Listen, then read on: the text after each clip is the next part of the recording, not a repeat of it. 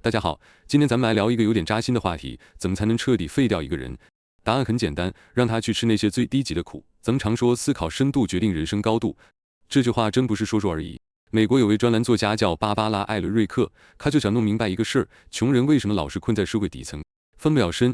为了找到答案，他揣着$1000跑到6个不同的城市，体验了各种底层工作，像售货员、清洁工、老人护理等等。每一份工作都让他吃尽了苦头，住破烂的房子，没日没夜的干活。可无论他怎么拼命，钱永远存了下来，生活看不到任何希望。那一刻，恰恰恍然大悟，穷人吃的大多都是这种低级的苦，这种苦就像个泥潭，让人越陷越深，只剩下穷忙，根本没有出路。生活的苦难千千万万，但那种没有意义的苦，真的只会白白耗尽一个人的精气神。到了上世纪90年代 ，working poor 这个词就出现了，它形容那些整天忙得团团转、各种遭罪，却始终摆脱不了贫困的人。他们就像被拴在磨盘边的驴，干着比别人累好几倍的活，结果呢，只能原地打转，累得精疲力尽。咱都知道股神巴菲特吧？他讲过自己公司里一位财务人员的故事。这人白天在公司忙活一天，下班后还得去开3个小时的专车，就为了多赚点钱贴补家用。到了周末，他更是连轴转，从早上9点一直忙到晚上9点，各种兼职小时工，直到深夜才拖着疲惫的身体回家。第二天一大早还得爬起来去公司上班。你看，工作强度这么大，他1个月连1天都不休息，可这么拼命，生活却丝毫没有改善。巴菲特当时就一针见血地指出了问题所在，他只顾着埋头苦干，从来没想过怎么提升效率，怎么精进自己的技能。你看，吃苦不一定就是向上爬的阶梯，如果你总是低头赶路，忘记抬头看看天，那人生路上可就容易掉进深坑里了。我有个大学同学毕业后进了银行当柜员，他当时也是抱着吃得苦中苦，方为人上人的想法，一头扎进了工作。他从早到晚应付各种客户，忙得连喝水都顾不上，偶尔有个间隙，他就死记硬背那些基本的业务常识和流程。每天下班回家还得练习点钞，练得手指都抽筋，对着镜子练习微笑，练得两腮发酸，练习五笔打字，噼里啪啦直到深夜，最后舍友都得强制他休息。这种努力确实让他很受领导喜欢。可是几年后，银行工作不再是香饽饽，可想换个工作，才发现自己被牢牢套在这个岗位上了。这时候他才醒悟过来，点钞也好，熟悉业务也罢，这些确实是一个柜员该有的能力，但根本不应该把全部的精力和时间都死磕在这些没什么价值的事情上。如果当初能借着银行这个平台去琢磨琢磨金融互联网，研究一下新兴业务，或者考一些含金量高的金融证书，未来是不是会多出更多选择？他知梗莫及，觉得自己把劲儿使错了地方。就像媒体人古典说的，我们常常亲手搬砖把自己围起来，忙碌却低效，挣扎却找不到出路。说到底，吃苦受累不一定是向上推力，它也可能是把你往下拉的牵引力。作家张德芬把吃苦分为2种，一种是无知无明的苦，这种苦百害而无一利，让你得不到任何成长；另一种是有觉知的苦，这种苦才是改变命运、扭转人生的关键。可惜太多人只吃第一种苦，他们没完没了地重复着机械劳动，熬最狠的夜，加最晚的班，1块钱恨不得掰成2半花，租最破的房子，吃最便宜的饭菜。但这些劳力上的苦，身体上的苦，真的不过是最低级的吃苦。日本经营之神稻盛和夫说过，吃苦真正的本质其实是一种自控力、自制力、坚持和深度思考的能力。苦它是有高低之分的，只有去吃一些高级的苦，我们才能真正有所收获，人生才能被重塑。有位企业家曾经问自己一个问题：为什么在任何一个行业里能爬到顶尖位置的人连5%都不到？直到他拥有一家超过10万人的公司，观察了无数员工之后，他才明白一个残酷的真相：大部分人为了躲避思考，宁愿去做任何事情，而那些真正懂得吃苦的人，他们会深入研究问题的根源，这样行动起来才能事半功倍。吴军老师在写《全球科技通史》这本书的时候，并没有急着通宵达旦的奋笔疾书，他花了很多时间琢磨怎么才能写好这本书。他思考的第一个问题是，为什么要写这本书？吴军读过很多科技史、科学史的书籍，发现他们都有2个缺陷，要么晦涩难懂，要么分类过细，更像参考书。所以他就想，能不能用科技的视角来串联历史，以能量和信息这2条主线，系统的阐述人类文明的演进。接着他思考的第2个问题是，要讲究素材的运用，不能什么都拿来就用。为此，吴军有针对性地学习了很多相关课程，甚至不远千里地和大学教授交流，探讨那些底层问题，列出一个个清单去寻找最佳答案。他经常一个人在书桌前凝思苦想，不断推翻自己的想法，又不断重建，直到把这些问题彻底想明白了。结果呢，全球科技通史一经问世，立刻就备受好评。你看，吃高级的苦就是要吃深度思考的苦。一个人如果身体很勤劳，脑子却很懒惰，要做事往往收效甚微，只能困在底层。但如果思考有了深度，你的人生便会达到前所未有的高度。美国计算机专家德雷福斯兄弟俩提出了一个德雷福斯模型，把人们对一项专业技能的熟练程度分成了5个阶段：新手、高级新手、胜任者、精通者和专家。一个人处在哪个技能阶段，往往就决定了他在社会上是哪个层次。罗伯特·清崎也曾提到一个概念，叫老鼠赛跑陷阱。人就像铁笼子里的小老鼠，小短腿蹬得飞快，铁笼子轰隆隆地转，可第二天醒来却依然被困在笼子里。为什么？因为他们瞎忙，没时间停下来思考，没时间沉淀自己。这个世界从来不缺拼命苦干的人，但低级的苦只会让人麻痹，让人沉沦。只有那些有价值的苦，才能化为丰沛的能量，让人深深扎根。枝繁叶茂。明代冯梦龙在《警世通言》里有句话：不受苦中苦，难为人上人。意思是说，只有吃尽千辛万苦，才能功成名就，成为别人眼中的成功人士。多少年来，不少人一直这么认为，觉得吃苦就是人生的必修课。他们沉醉于体力上的忙碌，以此获得我已经很努力了的心理安慰。结果呢，大多是一辈子都在吃苦，却始终没能成为人上人。的确，人活着或多或少都会吃些苦，但关键是要学会选择性的吃苦，不要什么苦都吃。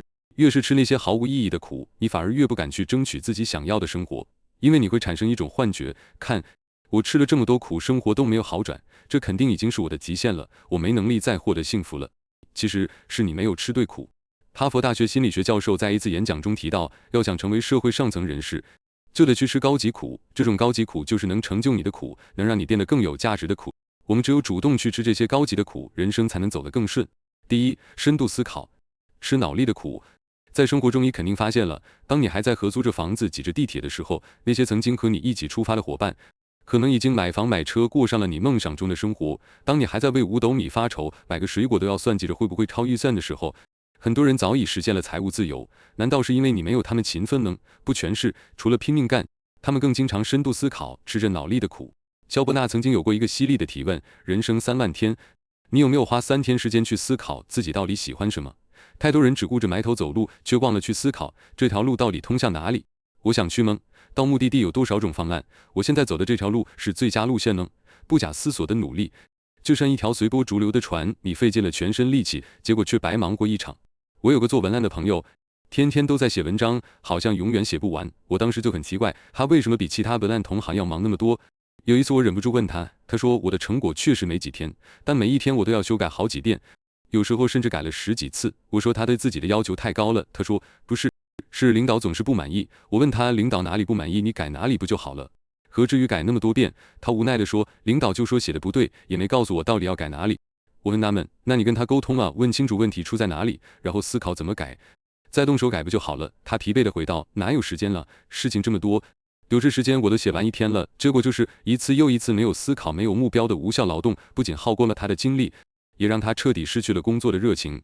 刘慈欣在《三体》里说过一句特别有意思的话，如果说有上帝的话，人类一思考，上帝就发笑；如果人类不思考，上帝连发笑都不屑于。思考不一定能思出我们想要的人生秘籍，但一个不思考的人生，就像《爱丽丝梦游仙境》里的爱丽丝，站在十字路口，却不知道自己要去哪里。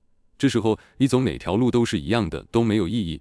思考是一切工作的前提，没有思考就去行动，只会让一切陷入无序。工作和生活虽然需要救火队员，但更需要未雨绸缪，防患于未然。想要一切顺利，咱就得主动去思考，提前吃脑力的苦，这样才能避免吃更多体力的苦。第二，克制忍耐，吃自律的苦。自律这个话题，在网上总是热度不减，随便一搜都是好几个相关话题。自律的重要性早已深入人心，但真正能做到的人却寥寥无几。回到上世纪80年代，有个中国打工女皇叫吴世红，说当时只是一个社区卫生服务站的护士。一次偶然的机会，她看到了 IBM 中国公司的招聘信息，不甘情愿的她立刻投了一封求职信，很快就收到了英语笔试通知。因为她长期坚持学习英语，笔试很顺利的通过了，但接下来的口语考试却让她犯了难。可学的是哑巴英语，只会写不会说。为了抓住这个机会，她立刻报了一个口语培训班，给自己规定每天背500个单词，学50种句式。除此之外，他还利用工作和生活中的一切机会，主动跟外国人交流练习口语。最终他通过了 IBM 的口语考试。通过口试之后，他才知道这项工作还有可能涉及到打字。回到家后，吴世红立刻借了200块钱买了一台打字机，开始疯狂的练习。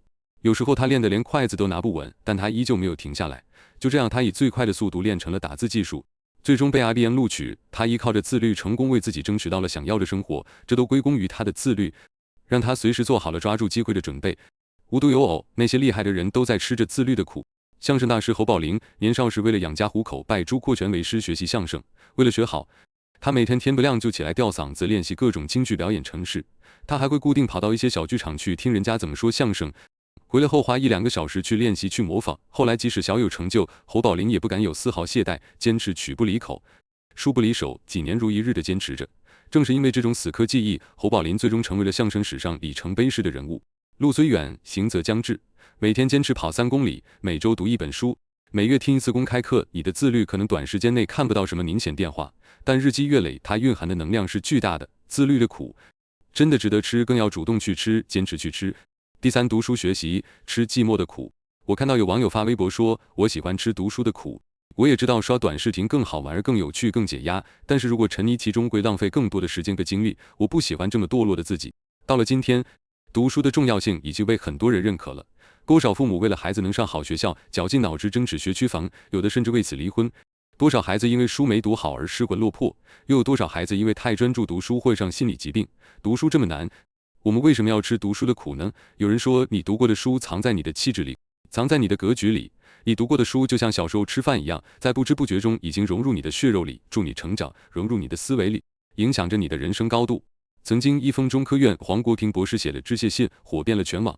他在信中说，我走了很远的路，吃了很多的苦，才将这份博士学位论文送到你的面前。黄国平从小家境贫寒，他靠着钓鱼、抓黄鳝、养小猪仔、出租水牛等等来凑学费读书。夏天光脚踩着滚烫的地面，冬天穿着单薄破旧的衣服，上课穿着淋湿的衣服更是常有的事。苦吗？很苦，但黄国平从不怕苦，学习的进步是他最大的乐趣和动力。他很清楚地知道，只有吃读书的苦，他的未来才能少吃苦。最终，他凭着毅力如愿进入中科院深造，后来在腾讯人工智能实验室工作，继续向高峰攀登。一个人的成功和他读书多少是密切相关的。我曾经看过一个节目，节目里很多孩子年纪轻轻就放弃了读书，进入工厂工作。他们每天在闷热的厂房里做着重复不断的工作，汗流浃背，吃着没什么油水的饭菜，工作将近11个小时，睡觉挤在8人一间的宿舍里，想要洗澡还得排队。采访中有个男孩说，以前觉得上学辛苦，没想到打工的生活更苦，吃不了读书的苦，就得吃生活的苦。那些早早离开校门的孩子们，没有学历，没有背景，做的最多的工作就是从一家工厂换到另一家工厂。他们的生活极不稳定，收入也不稳定，还随时面临失业。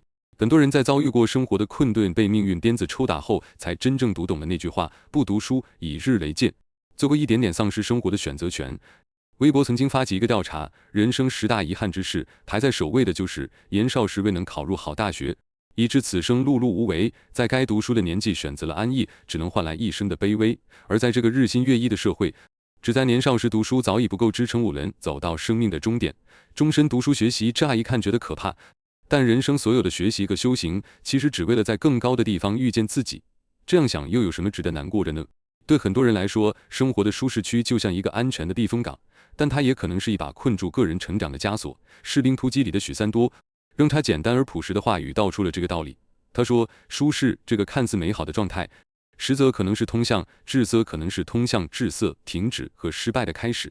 当我们沉浸在舒适区时，往往会放松对自身的要求，停止前行的脚步，甚至在不知不觉中丧失了拼搏和进取的精神。